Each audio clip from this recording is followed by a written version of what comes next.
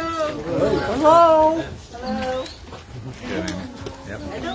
This is for Nan and Evelyn and the wonderful lives that they led. They will be greatly missed. And now we will have a time for anyone who would like to speak. Make a line over here, please, one at a time, in front of the camera when you're ready. And we'll record. And hopefully everyone that is not here will be able to see this at some point in time. We love you so much, and we miss you, but we know you're there. You're always going to be there with us. In our memories, in our hearts, and in our minds.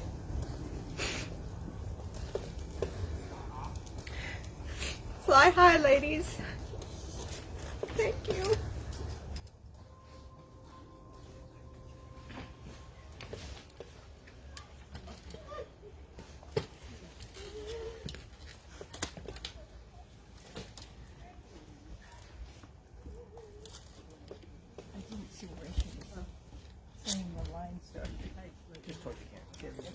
It isn't the line. Okay. You want to flip for it? I could try. And I've got Andy's thing too. All right then.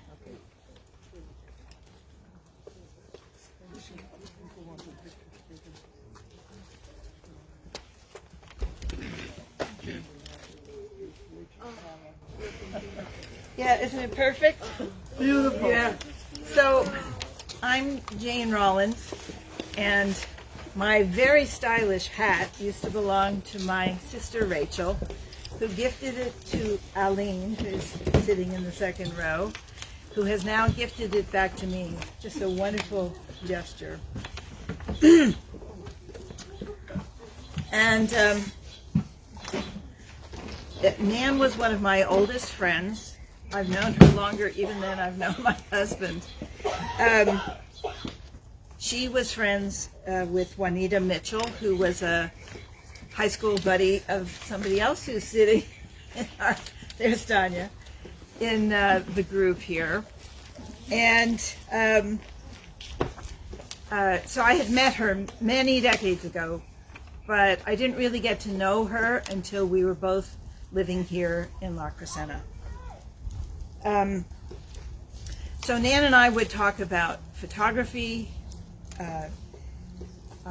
We'd share the great pictures we took. She was really talented as a photographer. And we critiqued each other for, pictures we thought could be improved. And it seems like whenever I spent time either with Nan one-on-one or with Nan and Evelyn together, the conversation never flagged. We always had something to talk about, something to laugh about, something to cry over.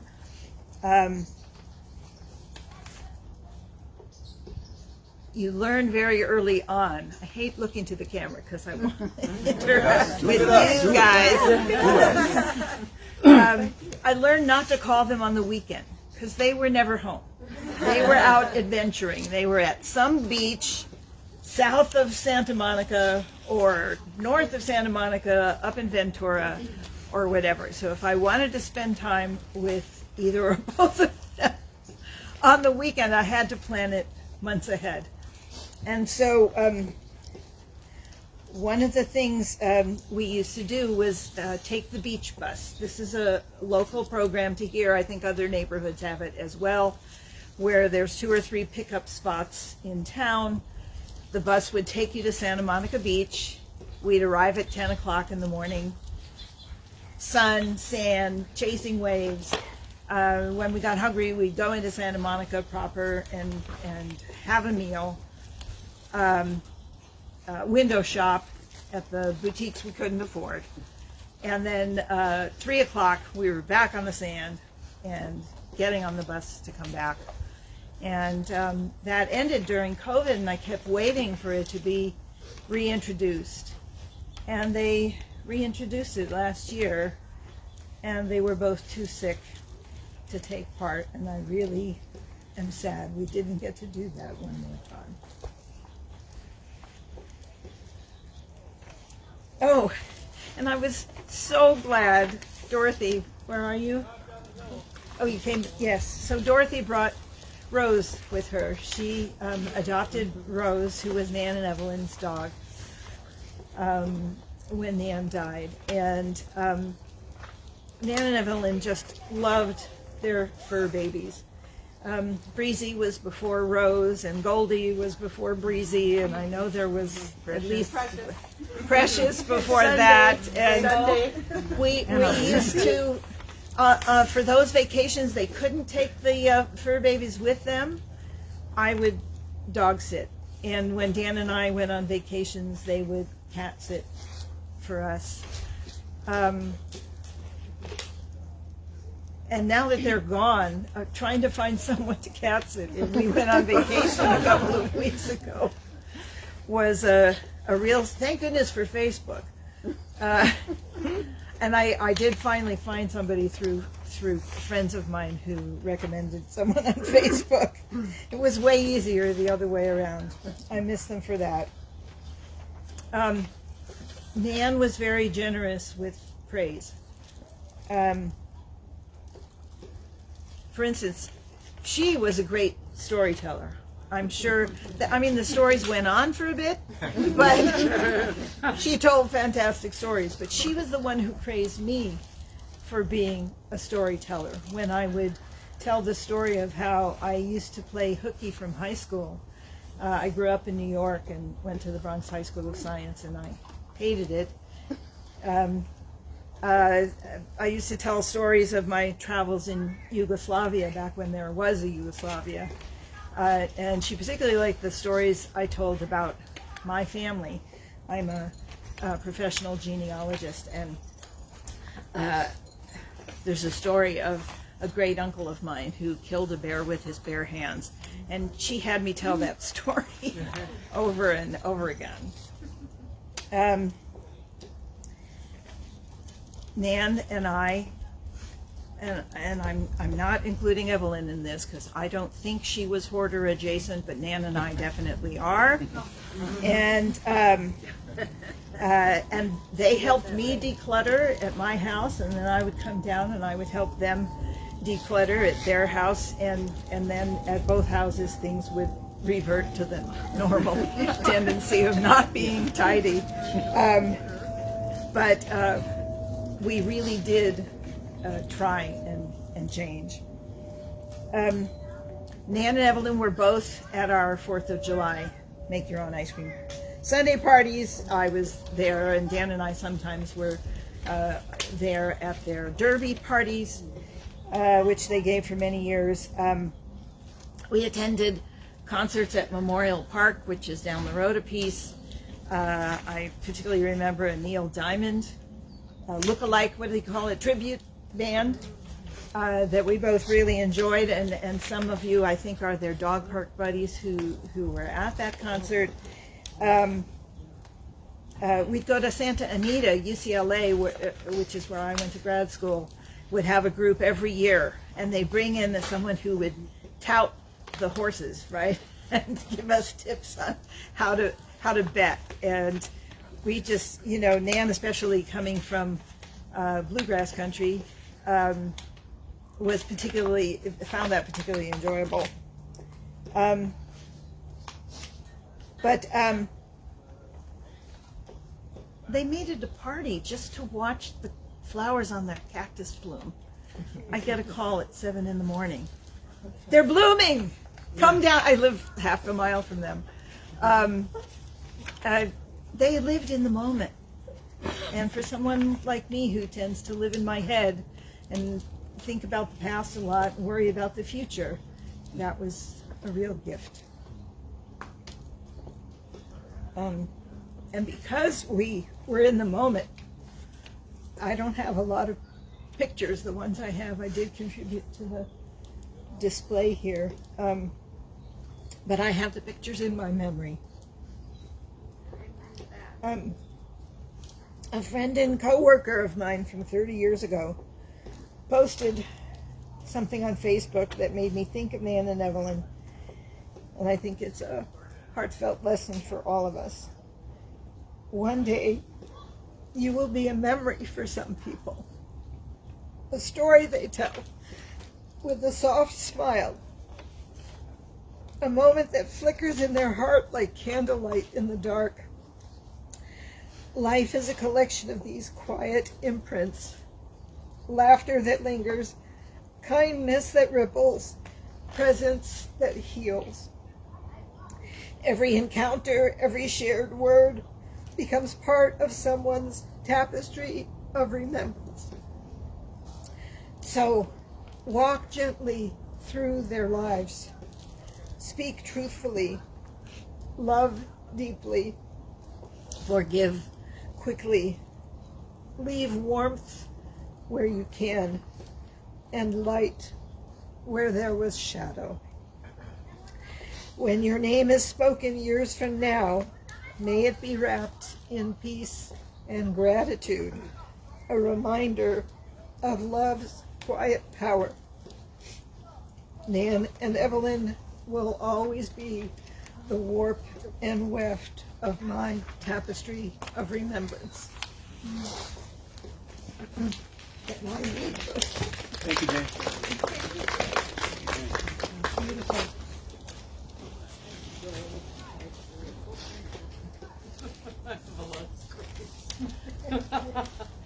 Come on, nobody wants to go after that.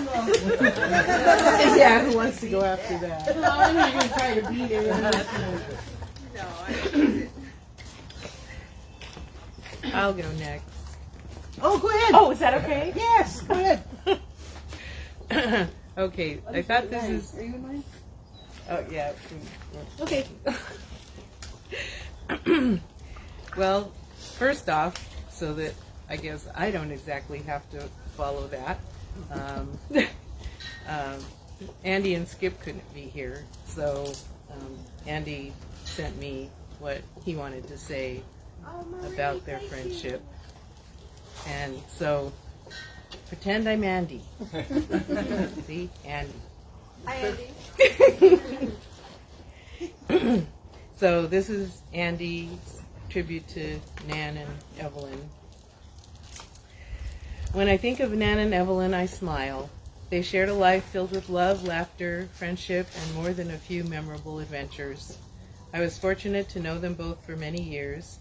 I'd like to share a few stories that capture what made them so special, both individually and especially together. Nan and I met at Hollywood's Universal Studios tour in 1982. We both worked in the gift shops, Nan as the formidable assistant manager at the ultra-busy Lobby souvenir store, and me as the kid from Philadelphia looking for summer adventure and cash for college. My first impressions of Nan: Nan was direct, Nan was always in charge, Nan was wicked smart. She had that mix of confidence and humor that made me want to be around her even when I wasn't quite sure what adventure might follow. And adventures there were, many, many adventures. And this is peppered with photos. So this is the photo of them. I know it's little, but So anyway, young. them, Oh yeah, my God, so them young. together. Yes. So, and the mountains are in the background, which I thought was cool. When Nan bought a 1965 Chevy Nova from, as she said, a little old lady from Pasadena, it became our magic carpet during my LA summers. That old Chevy shuffled us around Los Angeles to and from all the apartments she and I called home: Beverly Hills, Silver Lake, North Hollywood, Glendale, and Burbank. Nan was my date to see E.T. at the Cinerama Dome. She was my ticket to afternoon swims at her Uncle Ned and Aunt Tinker's pool. She was my dance partner at the Divey Seven Seas nightclub in Hollywood. Our adventures extended to many other memorable meetups in my post-college years, in Atlanta, D.C., Santa Barbara, San Francisco, Charlottesville, and a meandering road trip along Virginia's Blue Ridge Parkway. Lots of adventures. Eventually, Nan and I began jokingly referring to those adventures as misadventures, because anyone who knew Nan knew she was remarkable. She had a remarkable knack for finding herself in the middle of life's little logistical crisis. Isn't that? Lost keys, wrong turns, impossible customer service encounters. Nan seemed destined to collect them all. Yet she also had an equally remarkable gift for finding her way through them, usually laughing by the end and always emerging with a story worth telling. That's true. Always a story worth telling. It was years later on staff at a copy shop called C&M Printing that Nan met Evelyn Harris. And from that point on, the story was theirs. Evelyn was striking, tall, elegant, and always impeccably dressed. She had that kind of style that seemed to stop people in their tracks. The colors, the hats, the confidence. She carried herself like someone who knew exactly who she was. And when she entered a restaurant, people noticed. What Nan noticed was Evelyn's sexy legs. I did too. And there's a really little tiny picture, but it is in the video of the three of them. And I put this picture in the video. Evelyn and Nan together were a force, opposites in some ways and perfect complements in others. Nan brought the spark and the mischief. Evelyn brought the poise and structure. Together they built a partnership that was joyful, grounded, and true. It was the two of them in action, side by side, against everything life tossed their way. When I met my husband Skip in 1994, he joined the antics. In the 32 years since, Skip and I were lucky to share so many memorable experiences with them. From lunching at Cantor's in LA to helping us celebrate my Big 50 birthday party in San Diego to seeing us off at LAX for our year abroad in Australia. When we moved to Austin, they flew in to help us celebrate. Skip and I cherished the photo of the four of us posing proudly in front of a massive longhorn bull. I don't think that's in the video. One year we cruised around Phoenix in a Lincoln Town car, quite full of ourselves as we searched for the perfect gay bar. I don't believe we ever found it. And so here is a picture of the four of them in cowboy hats and, I don't know, the Lone Star or something, big star. So, and oh, this is the big horn. This is the picture of the big horn. Yeah, and I think Evelyn's riding it.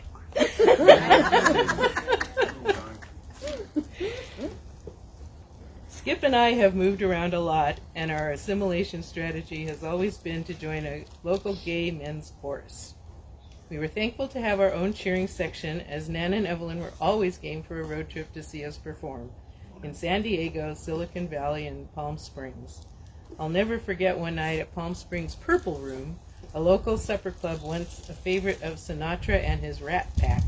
Soon after gay marriage became legal, a convincing drag, Judy Garland, pulled me on stage so that I could propose to Skip in front of a packed showroom.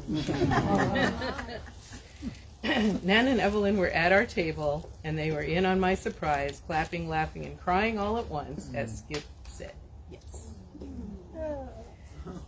Oh, and I already had that picture in the video, the one that they posted in the invitation with the Judy Garland impersonator. Nan and Evelyn faced life with humor, loyalty, and grit, including multiple cancer battles that they met with bravery and grace. It feels almost poetic that they left this world within months of each other. They had walked side by side for so long. My turn. They simply couldn't stay apart for long. Nan with her southern charm and long wandering stories. Evelyn with her elegance and quiet wit. Although I don't think always Evelyn had quiet wit. She could be pretty boisterous too. Together they were love, imperfect, hilarious, fierce, enduring love. And also, you probably saw the picture of the Evelyn's party with the weird balloon hats. Yeah. I know you were at that party. I miss them both deeply. I miss Nan's boldness, her laughter, the way she'd jump in to defend you or tell you a story that somehow never quite had an ending. I miss Evelyn. It's true. I miss Evelyn's calm presence, her style, her curiosity, her affirming Facebook posts, and her knowing smile that said, "We've got this." And now their stories, like their lives, have wound their way home. We are so thankful to have the opportunity to say goodbye to them. In our last phone call, Evelyn said she was ready to take flight and soar with wings. And Nan was able to channel my late parents and say, "Andy, I am proud of you and I love you." It doesn't get much better than that. Fly, ladies, fly.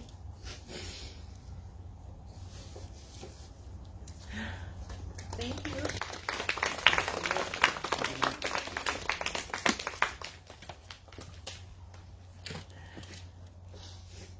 Hold it. I'm going to do a technical change. Reminding.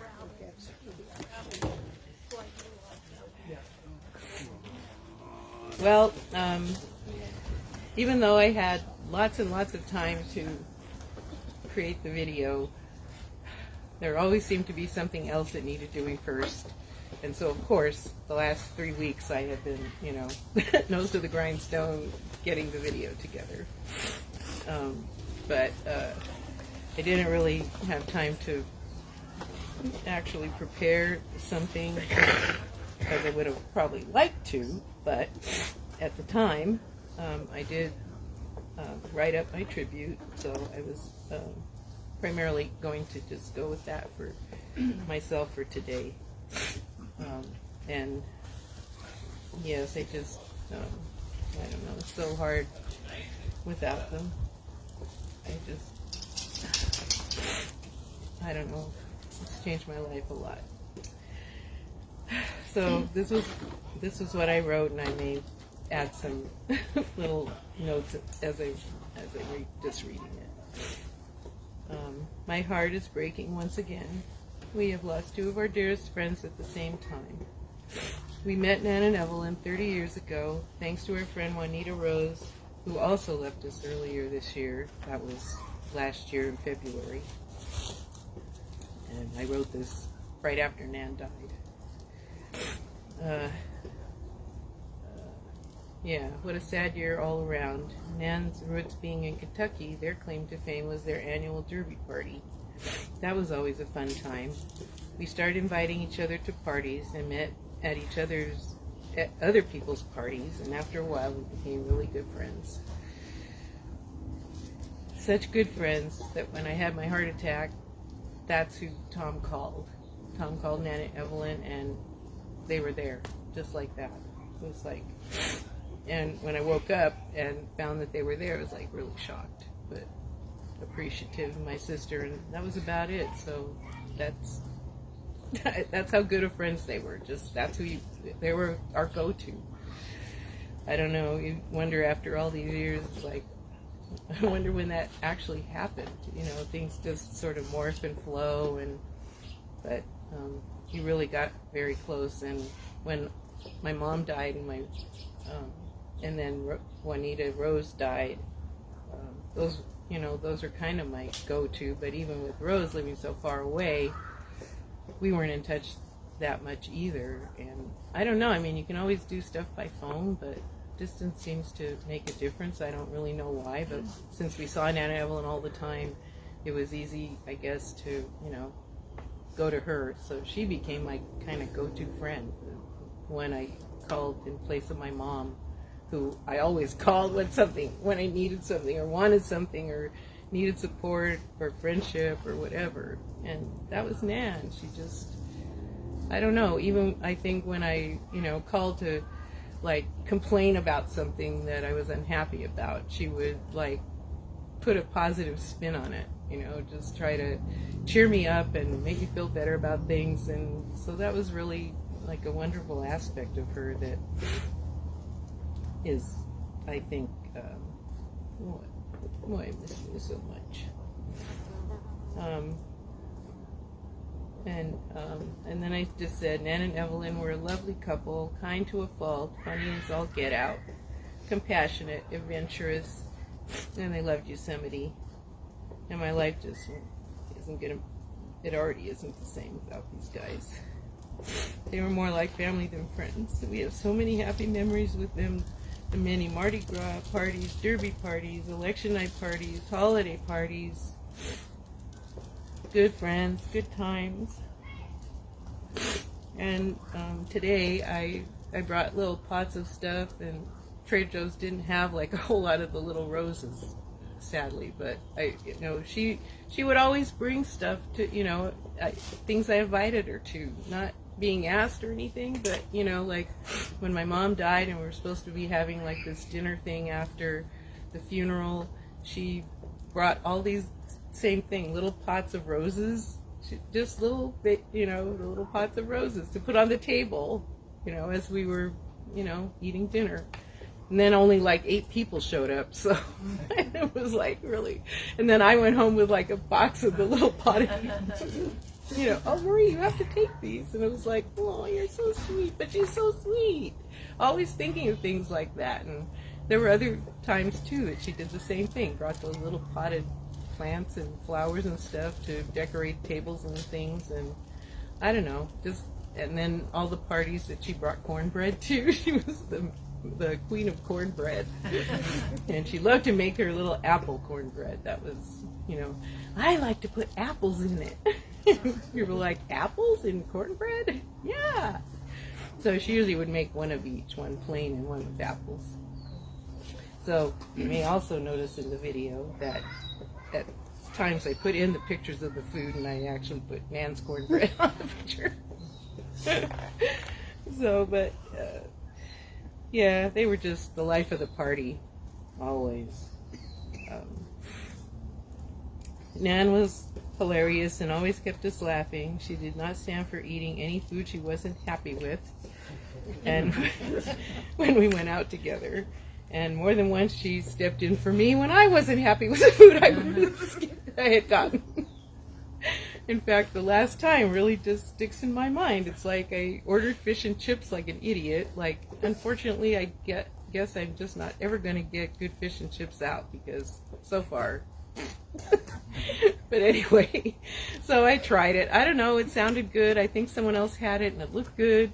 And then it came and it was awful. And, bitch. All I did was complain about the... So Nan disappeared. Or maybe she even, I don't know, I can't remember if she said she was going to go do something, but off she went and talked to probably the manager. My friend isn't enjoying her food. So instead of fish and chips, I had chicken piccata, and it was wonderful. Thank you, Nan. I love you. I hugged her. I said, oh, you're so wonderful. I love you. So that was the kind of thing but yeah, she was like trouble in restaurants. It's like, don't give her food she doesn't like or you're going to hear about it. And also, she really doesn't like mayonnaise. No mayo. She wanted us to bring her In-N-Out burgers. No mayo. Make sure they don't put any mayo on it. But I thought that was a funny thing about her. She had a knack of wandering into places she wasn't supposed to be, sometimes setting off alarms. I think there was some museum place she went off the main track. It's like, I was always, that sounds like her.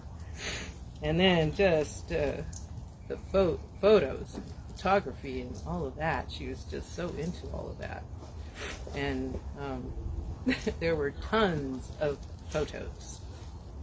So as I told a couple people here, just boxes and boxes and boxes of photos. So sadly, tons of photos, but no real way to enjoy them, And I even thought, why didn't they put them in albums? Then I thought, that's crazy. Now it's going to take all the time to put them in albums, and it'd be the same thing, you know. I don't know, probably fill up a whole room or something. There's like probably at least a box per year since, I don't know, at least 1992, maybe older. So, I don't know, just a nightmare of boxes, and it's just, what's going to happen to them? I don't know, I guess all these things have crossed my mind since then. It's like, no one's going to want all those boxes of pictures. No one's probably going to want to look through them to find their pictures in it. So, I don't know, it just looked like a treasure trove that, you know, can't be enjoyed. And everything I looked in, I loved all the photos. You know, it was like, it was hardly like, no. It was like, yes, stop that. You can't put all those in. But yeah, it gave me such a view into their life. You know, like a lot of parts of it that I wasn't aware of, and a lot of parts of it from when they were young. So it was real interesting to see all of that stuff. And I don't know, I would say that in the early days, it was starting to look like she and Andy were a couple. Either they were just real friendly, but again, I really hope you guys will watch the video, because there's a lot of stuff, and you might see yourself in it if you watch, but you have to watch all of it or you won't see yourself. So, I know that was leading somewhere, but I forget where. Then Evelyn was such a caring and generous soul, always ready to provide whatever you needed. She had an incredible zest for life. She also had a great sense of humor. And I really think that, they were very adventurous. When I look through the pictures and whatnot, I just, so many places they went. And every year some places they went, like Sawdust Festival, almost every year. They went to Arlington Gardens all the time. They just really... And we are like, I don't know, Jane said she lives in her head, but, we don't do that. And I don't know, I found myself envying that, that they were so spontaneous and were always going to places and having a good time, and, we just sit at home. It's like... But Evelyn was in amazing spirits to the end, cracking jokes even as she was fading, ending her life with grace and humor. And Nan, I don't want to get into it, but it's just, I don't know. It's so sad what some of the angels here on earth go through. So Nan really, really went through it. And I feel so bad for someone so sweet to have, had all this happen to her. But I agree with Andy that, I thought it's a good, the way I said it was, if there is a bright side, it's that they don't have to live without each other. And I know that would have been really hard for either of them. And I know it was already being hard for Nan, and it wasn't even that much time. So they requested to have their ashes scattered at Yosemite, and so I will remember them happy together there,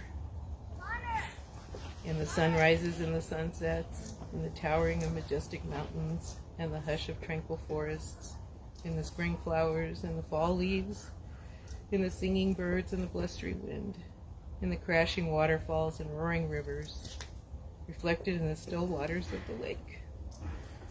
Such a beautiful resting place. And now they're both at peace. And they're both my loves.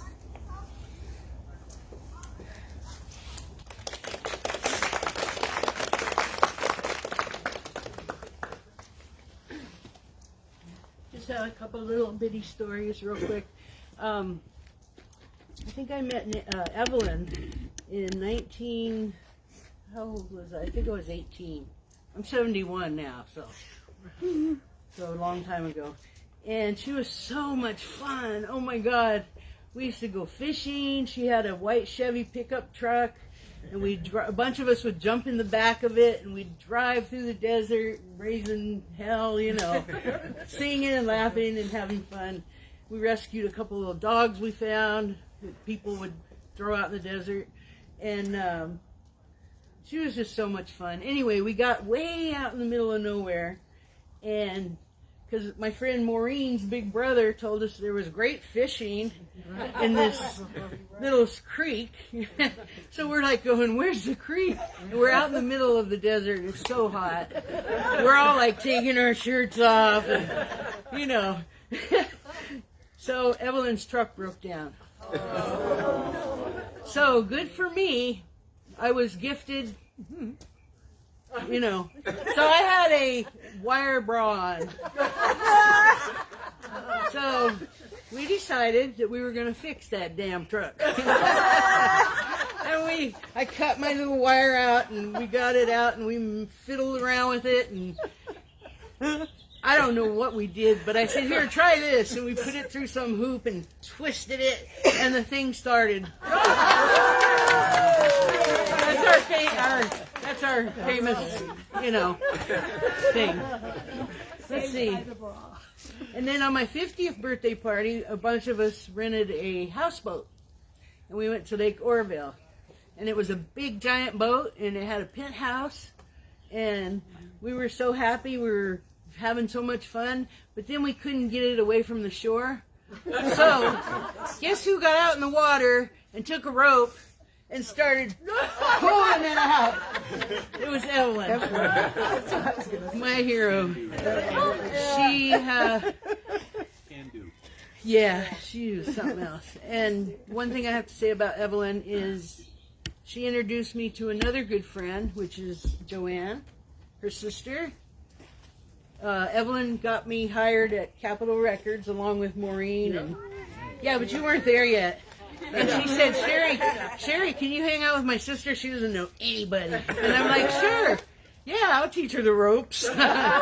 Anyway, that was fun. That was a lot of fun. Evelyn was always somebody I could call and talk to. She rescued me many, many, many times.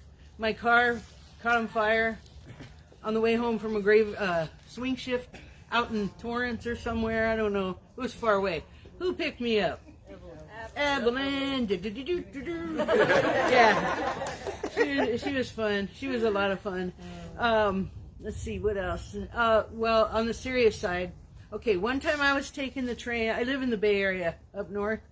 I was taking the train down to my sister's house, and she was taking the train up to her sister's house, but we didn't know it.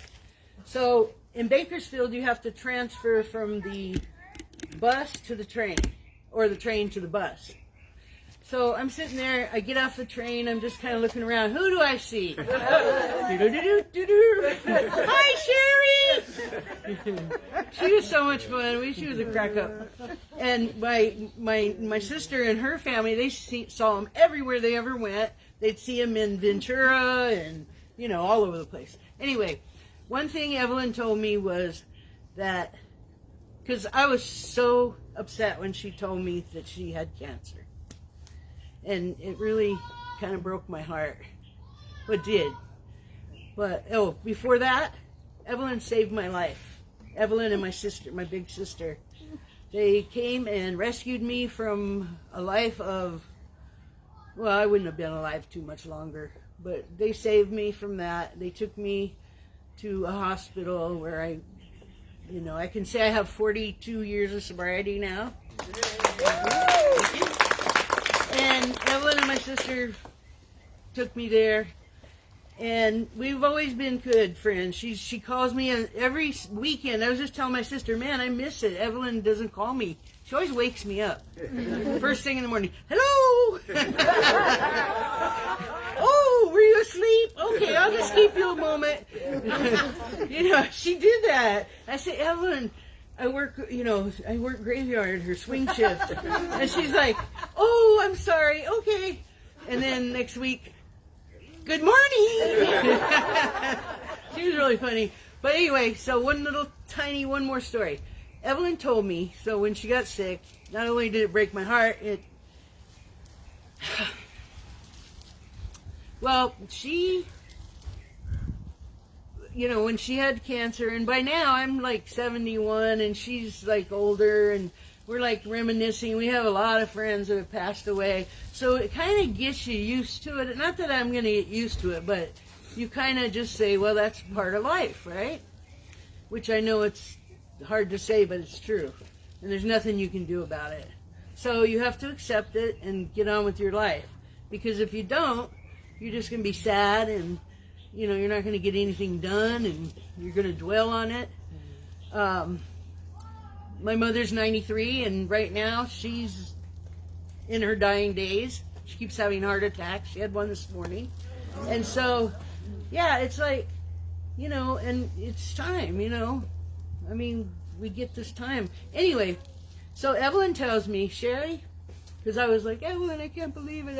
I hate it, don't die, She goes, Sherry, living is like riding the train.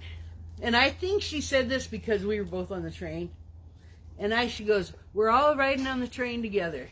And her friend Joan recently passed too. Nan and Evelyn's friend Joan. She passed, she was in Portugal, yeah.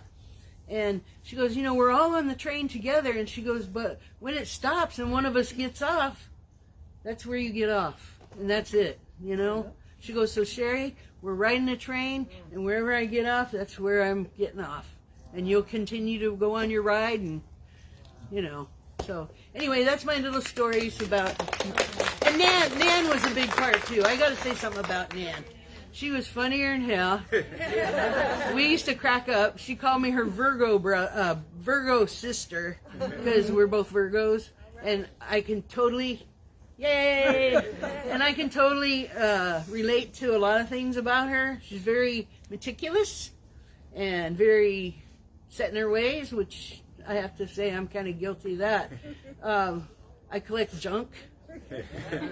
Hello? No. Oh, I mean, I'm trying to get better.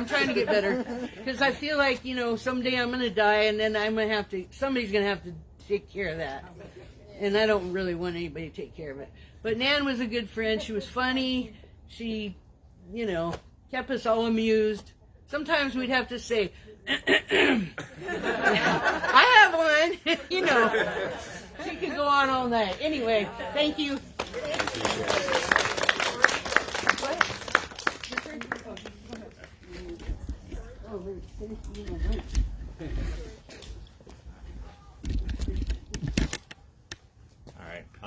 When I first moved out to California, Nan and Evelyn called me up and said, John, we're going to take care of you the way, others took care of us when we first moved out here. And they did. They, made sure they would treat me to a home-cooked meal that had actual vegetables in it. They would offer to let me crash on their couch if I was going to be between places for a day or two. And mostly they just were familiar faces and people that I could talk to in the very early days of, trying to build a new life. And, of course, I have my share of, Evelyn, offering a kind word or just an ear to listen to what's going on with you. And, or Nan and I making an impromptu detour to the Grand Canyon after going to a different memorial service. But yeah, they were such a big part of my life in such big ways and small, and I can never really sort out the shape of what those relationships are like, and you can never ever replace them. And I just wanted to just say how much I love them and how much they will be missed.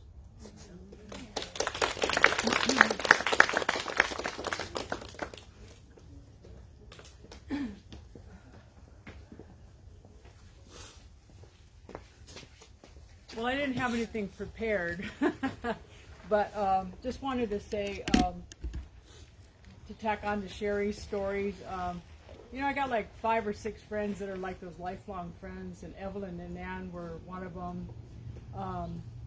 And I used to live in Tahunga, and they lived in La Crescenta, so we were really close. But I met Evelyn right out of high school. I just started college in 1971. And, you know, the hello, that was always her favorite thing. And so, I mean, we had a lot of adventures. Some of them probably wouldn't be appropriate to talk about in this. But our trip to the Kern River, that was in the bicentennial era, because Evelyn never drank. She was like our designated driver all the time. But she was like, oh, you guys can do what you want. And we bought a case of bicentennial beer. And we had it in the back of that truck. And it got hot, because we had to stop and, like she said, rescue dogs, rescue people. And by the time we got there, with the tailpipe falling off and all that stuff, you know, it was just crazy. And then, so we turned around and went to the Kern River, and I had a tent. And it was really windy, and so we were trying to figure out how to keep this tent up, and I had fishing line. So we had boulders, and we're doing this, and I built a fire, and we almost put the whole forest on fire with it. I could build a really good fire. And you know, Evelyn was over there cooking, and you know, it was a crazy time. And then coming back through Bakersfield, none of us had any money to buy food, and I remember we jumped out of the truck and we were picking onions out of the fields, onions, you know, because that's all we had. And Sherry was in the back of the truck. I don't know if she knew about this, but we were in the front. I was in the front of the truck with Evelyn, and I think it was like 1958 truck. It was really old, and you know, tree on the tree and all that. And the smoke started coming out of the and I'm like, I think we're on fire. And she reaches down and hands me this bag, and it was a Boda bag of wine. And she's going, just squeeze it on there. I'm squeezing this wine on, and it just stopped smoking. I go, okay, let's just keep going. You know? But no, she was a force to be reckoned with, and she got me my first job at Capitol Records. And what I didn't realize was they had gone on strike. They were union. And she goes, oh, we need people here. You want to come and work? I said, okay. So I went in there, and I'm working, and I'm having a great time. And then they got off strike, and they came back in, and well, everybody hated my guts because I was a scab. And I didn't understand unions. I didn't understand any of that stuff. And so, but I really liked the job and stuff. So anyway, I stayed on, but it took a little getting used to. She worked in the computer room, and I was down in the warehouse, and so it was kind of an interesting thing. But you know, the thing about Evelyn, what I remember is if she wanted something, she would go for it. She wanted a damn sailboat one time, and I go, "What are you going to do sailing?" And she goes, well, she couldn't afford it, so she went and got a second job. So she's working at night, working at day, sleeping like 3 hours to get this money. And she got this boat, and I don't know how long she kept it, but she wanted to learn how to sail. So she was just very determined woman, you know, and it was really kind of funny like that. But then when, you know, after her and Nan got together, I was like, oh, this is kind of an odd couple, you know, a yin and a yang, right? Yeah. And the last time I saw them, they were sick, and this was about 4 years ago, and we were having breakfast, and Evelyn starts telling me this story, and she goes, well, wait, let me let Nan tell you. And I'm like, oh God, we're gonna be here for hours, you know, because she's got to go around and around and around. But it was great. She didn't leave any detail out of it, right? And explained everything along, and then all of a sudden you get to the finish line, you know. So it was kind of funny, but we enjoyed going to their derby parties. And she called me and my partner one time. She goes, we're having this derby party, but you have to wear a bonnet. Like that. I go, a bonnet? She goes, yeah, dude, you know, the Kentucky Derby, they wear these hats and stuff. So I told my partner, okay, we got to make bonnets, okay? So I got these hats, and I went to the dollar store, and I made all this stuff, and we walk into this party, and nobody had a bonnet on. So we look like idiots, you know. But I wanted to win the prize, you know. Evelyn must have been wearing one. Yeah. Nobody else did. But we always had fun at their parties and stuff, and they would always come to whatever we had going on, you know. But she, you know, the thing I remember about Evelyn, she would just help everybody in anything. It didn't matter what it was. if it was money or anything. Uh-oh. No, can't do that. So, anyway, you know, I'm glad there's a memorial for them because they really deserve being remembered, you know. It is heartbreaking, though. It really is, you know. So, anyway, I still have a few good friends left. And hopefully we won't be gathering soon for anybody else. But, you know, it's just so hard to move on. I moved to New Mexico 20 years ago. And we've always just kept in touch, though. You know, always on the phone, Christmas cards, all that stuff. And I would send them I would see their Facebook posts, and Evelyn and Nan are in Yosemite doing something with one of their dogs and stuff. So I made little pictures, and I would send them in the Christmas ornaments and send them to her, and they were, like, really happy about getting that because they did love pictures, I'll tell you that. And I'm one of them people that have all the pictures in the garage, too. So one of these days, somebody's going to have to go through all my stuff, you know. But anyway. So I'm glad that everybody's here and celebrating the wonderful life that they had, you know. A lot of fun. So take care. To make a long story short, that was her favorite line. Make a long story. Never did make it any short. Okay, so I come from someplace else, and I'm not in your group of friends. Evelyn was in my cancer support group, and I only had known her for the last couple of years, and she was really the person who kept our group together so much. I'm the only one here from this cancer support group that's able to come. Everybody else is ill. Lucky me. Aww. And but I wanted you to know that it's been so nice hearing about Evelyn before she had cancer, because that's the time that I've known her, since she has had cancer.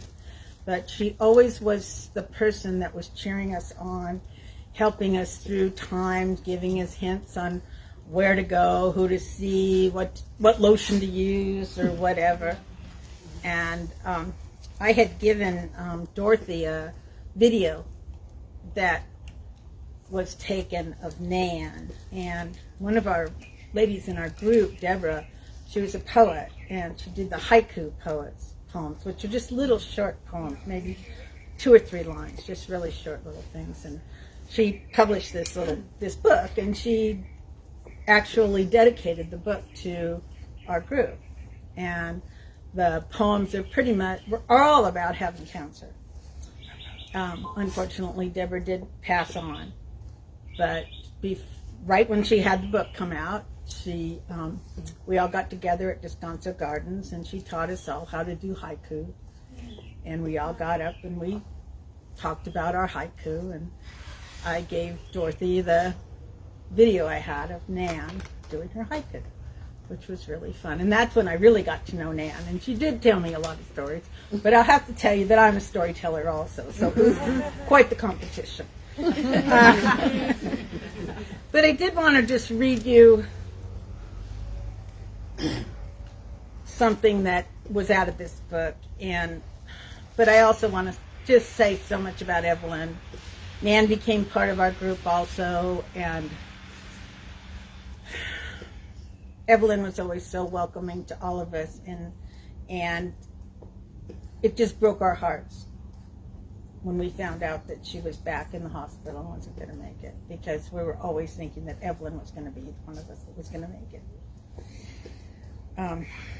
Anyway, this woman kind of put it all together for me when I've read her book several times, this little tiny book that she has. But what she said was, being a cancer patient is like walking a tightrope.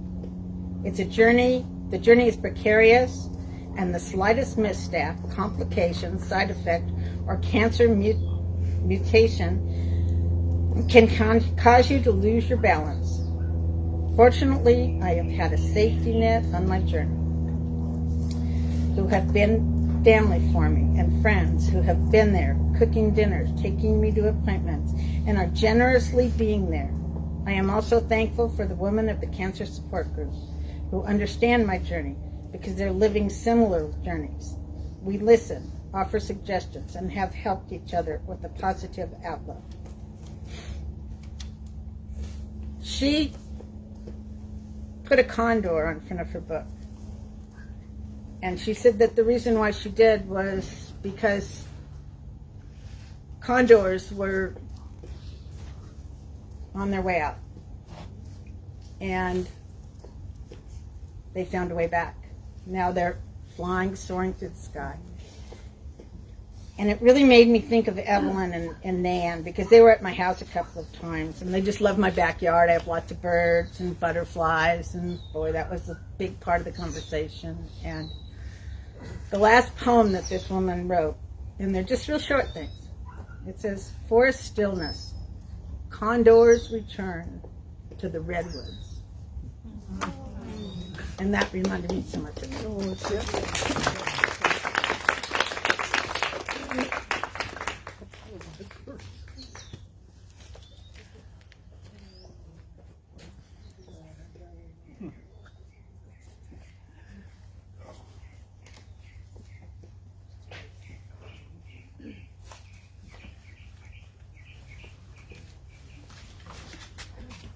My name is Marilyn.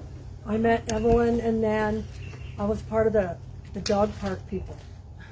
I didn't have a dog, and they were like, "Where's your dog?" Like, I don't have one, but my friend Rosie took me, and that's how I met Evelyn, like almost 10 years now.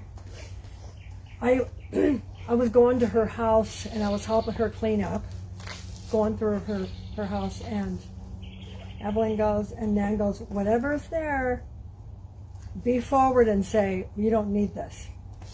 So I go, "Do you need this mug? Really? It's cracked. It's way in the back, has dust on it."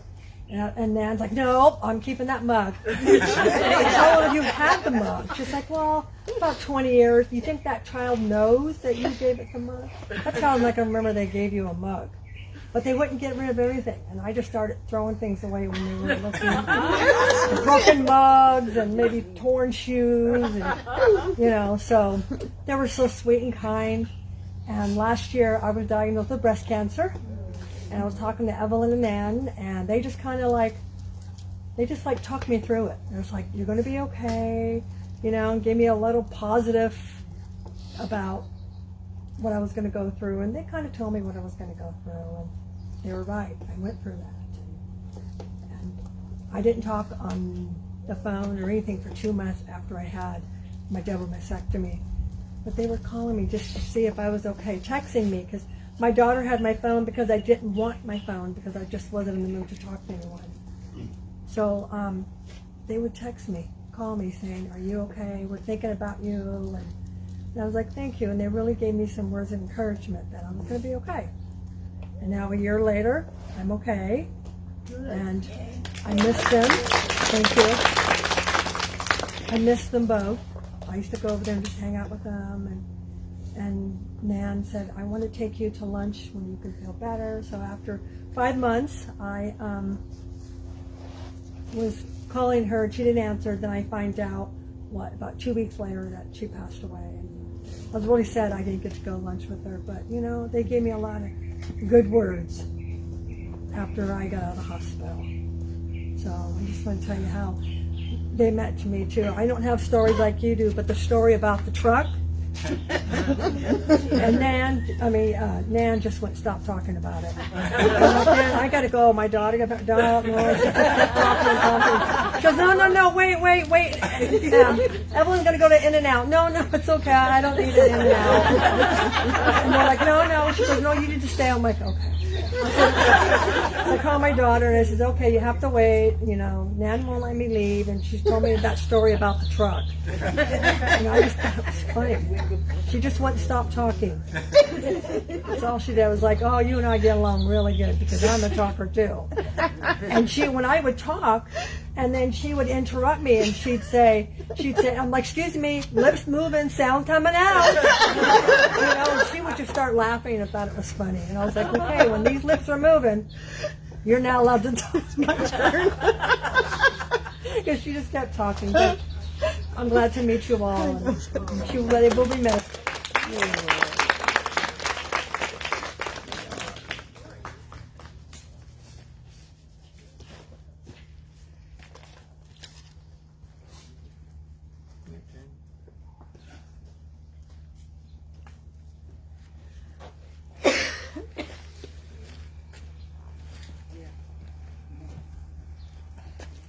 I have a little short one. My wife Jane, she was up here earlier, but we went to the racetrack over here at Santa Anita for some kind of college deal, and Nan and Evelyn and Jane and I were sitting over in the corner in this group of UCLA students, I think it was, and I noticed the set, the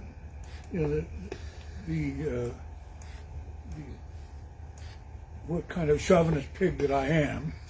I noticed these 4 young ladies came into the booth, short skirts and halter tops. So lovely sunny day. They're in their summer dresses. So I, of course, turned around the bench and went off to the side a little bit, and so I could get a good view. You want to look at the legs. And then I looked over at Nan, and she had scooted around to get an even better view. And that's when it hit me. We have so much in common.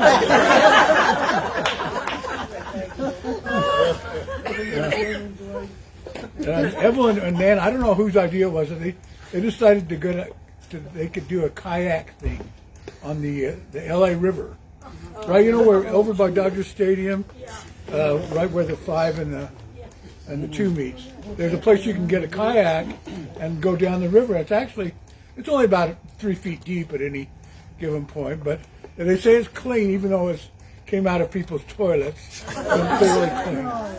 It looks clean.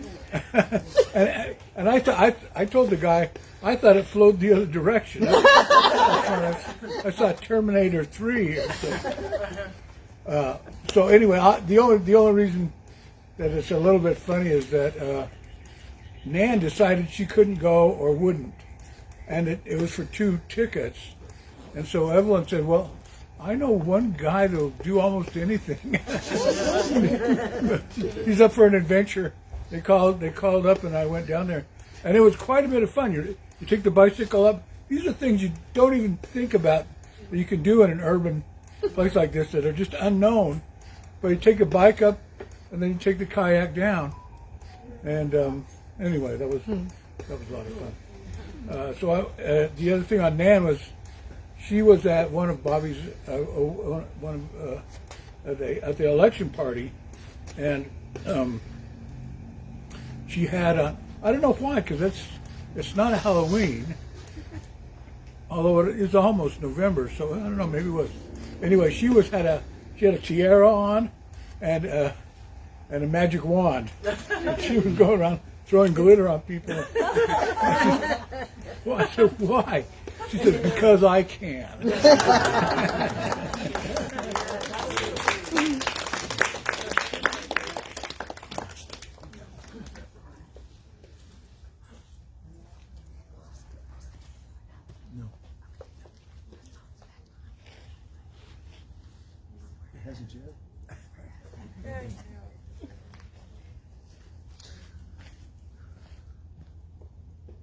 Make sure this is okay on me. I'm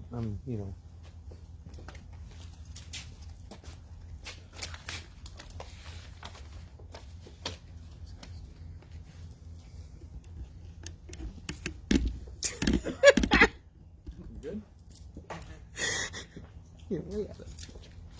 Maria and I met Nan and Evelyn through mutual friends a couple decades ago.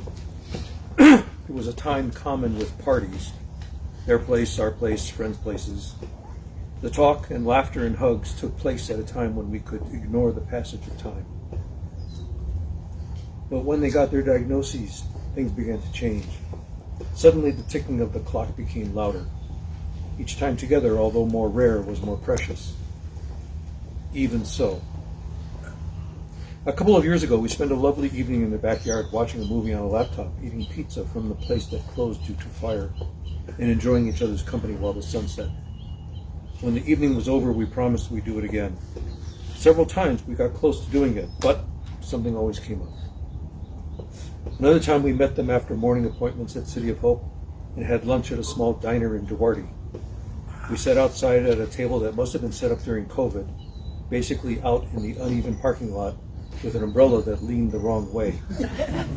I don't remember what we talked about, but that didn't matter. We were together, talking, and occasionally laughing.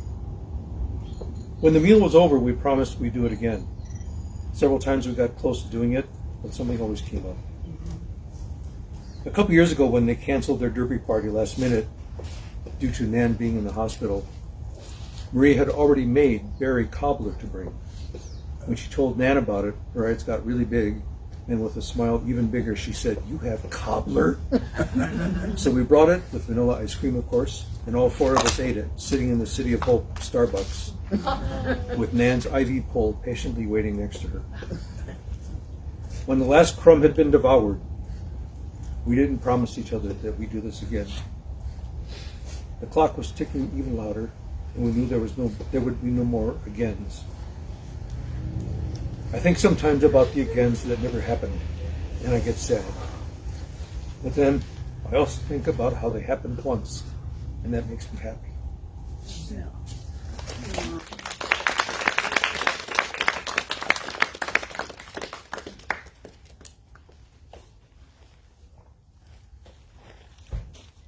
Can you come in up here?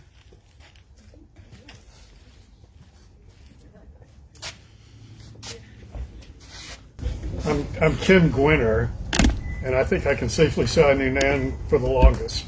I think so. She was only 14 months younger than me. I asked my wife to come up because this Gwinner story thing is a thing. Oh my God. She can help stop me if I go too far. So, we'll see. And I do the New York 2-minute version. So. Yeah, that's right. So I only have a couple quick stories. First of all, the origin story is kind of important. Why Nan ended up in California. We were a military family. I was born in Germany. My brother was born in Germany. And she happened to be born in California for a brief stint we had in Stockton. And I think that just stuck with her through her early life, that she was a California girl, and she had to get back to California. And she did that pretty quickly after high school. She worked for a couple of years, and I'm going to tie this to another story we heard tonight about being in the restaurants and how she would handle bad food issues. But before that, in high school, she was really a wallflower, among her friends and just the social life. And so I went off to college in Atlanta, and I came back for an event, and I took some of my buddies with me.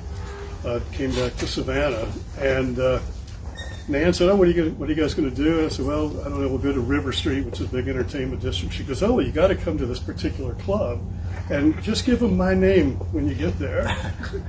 Okay. And so it was a cover charge, but we just used her name, and like 4 or 5 of us got in with no cover, because Nan and her boyfriend were like the show. They were the dancing couple that they were being paid to be there. This is swing dancing kind of stuff, and really early disco, and they were fantastic. And so we got in for free. So she got over the wallflower thing pretty early. But then as soon as she could organize herself to come to California, she came. And I don't know exactly, does anybody know what year it was? Because I don't, can't remember, but it was early, like in the early 80s. And she had had a couple of jobs in Savannah before she left, and one of them was at a fine dining restaurant. And so this story we heard earlier about getting the fish sticks or fish and chips corrected. So in my career, I ended up having opportunities to come to LA for work. Always been on an expense account, and I'd call it Nan. We'd go to, I'd say, pick a nice place because I don't know where to go, and we'd go to a nice place. And inevitably, it wasn't always the food, it was sometimes the service that was not up to her standards. And there was a manager involved, and there was free food, and it was total embarrassment on my part. And it did happen every time. And I finally would say, Nan, that's it. I'm not taking you out anywhere if that continues to happen. Because it was always something she could pick on. She could find some little error that was made with the service of the food or whatever. And she did stop doing it, but I think it also had to do with Evelyn. Because I'm sure Evelyn couldn't handle that as often as it happened. I don't know if that's a fact, but it sort of shifted when Evelyn came into the picture, at least from my perspective. But So those are the only two stories I'm going to tell. But I will tell you that. Say something. Okay, well, I think for me, I was telling somebody that there's so many bad things about COVID, but there were also some good things about COVID. I lost my mom a couple months ago at 101, almost 101, but she got to speak to Nan and Evelyn, but I think mainly Nan, through Zoom. And so there's no way that ever could have happened, that my mother in New Jersey could become friendly with Nan in California had it not been for that. To the point that when I think the last movie I took my mom to see, we went to see Barbie. And so, they talked about Barbie, and Nan and Evelyn had seen Barbie. And all of a sudden, here comes a T-shirt in the mail, like with Barbie. That's enough.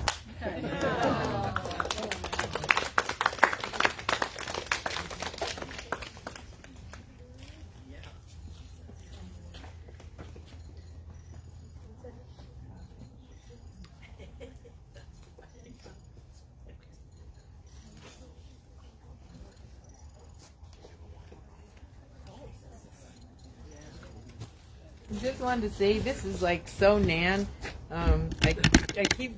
It comes up in my mind periodically, but Jane and Dan always have this ice cream party, and so the one year, I think it must have been at the ice cream party, and for some reason there were a few of us left over at the end of the party, and instead of like just ending it, Jane, I think, says, or Dan, one of them, says, hey, what about, we have some steaks.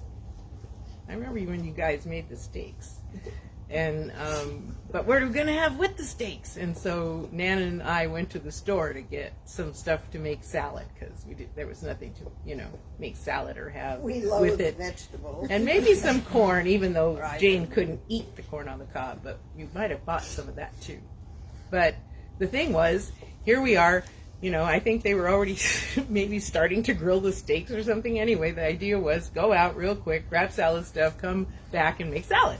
Well, in my mind, it's like, well, let's get simple stuff to put in the salad. Yeah, we can chop up cucumber, but I'm thinking we'll get cherry tomatoes and we'll just throw the tomatoes in the salad. Real simple.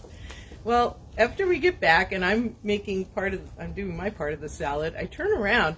She has chopped up all the cherry tomatoes into little tiny pieces.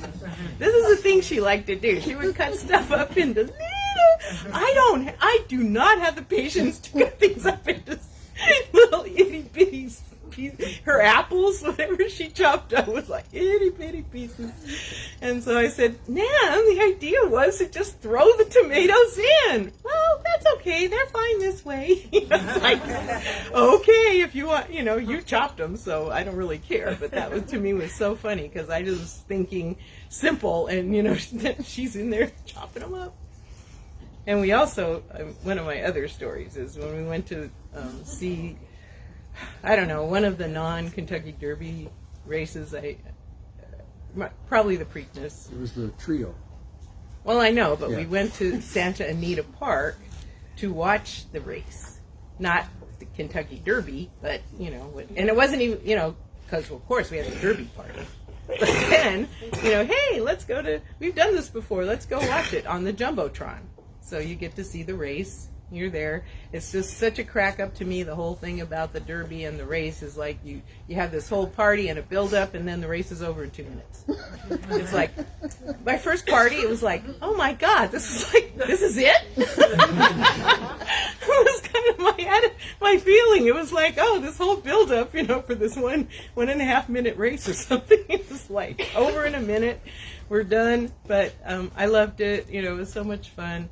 But anyway, we went there to the Santa Anita Park. We were in the restaurant eating, and they said, hey, another time when we were here, we had these really great crab cakes. And so we're like, oh, man, that sounds good. So the waiter comes over, and so we ask, hey, we had, crab cakes here before. Is there some way we could have them now? And they're like, oh, yeah, sure, no problem. We can make you up some crab cakes. And we're like, wow, that's so cool. Then the bill came. Let me tell you, these were the biggest crab balls I've ever seen. But still, I mean, I think they were like $30 each. So, yeah, we picked up the tab. But anyway, that was a hilarious thing. It was like, well, when you order off the menu, be prepared to pay for it.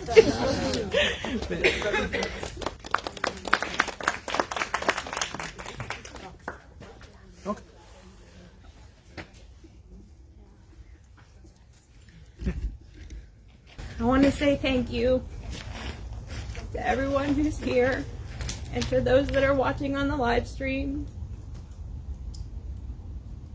For those that are local and here today, please take some food home with you or send it home with someone else you know who is hungry and needs it. I obviously ordered too much. I had no idea. One thing.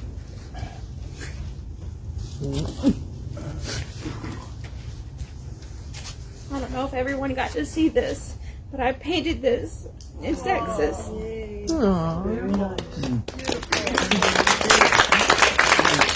It may not be the best piece of art ever. It may not be in a museum ever.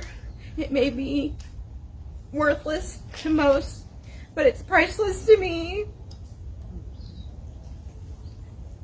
And they are priceless. And they mean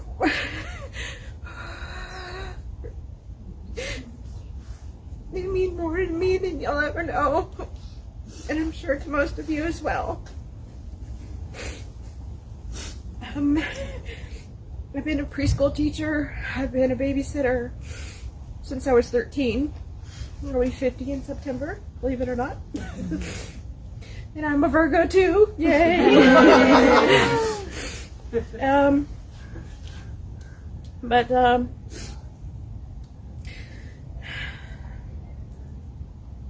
I thought about them a lot. This took days, by the way. I would work on it a little, put it down, work on it some more. And it traveled all the way here with me from Texas and the cross that I brought. Because often we would pray over our meals before we would eat. And sometimes we'd eat a bite and then go, oh, gotta pray. Forgot to bless the meal.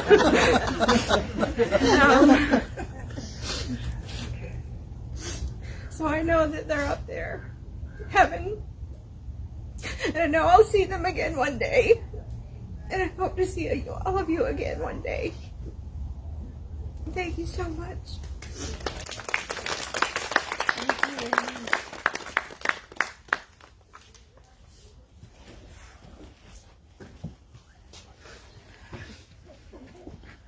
Do you want to say it? We do have to clear out by 8 officially. Do you want to say it? Bye, Internet.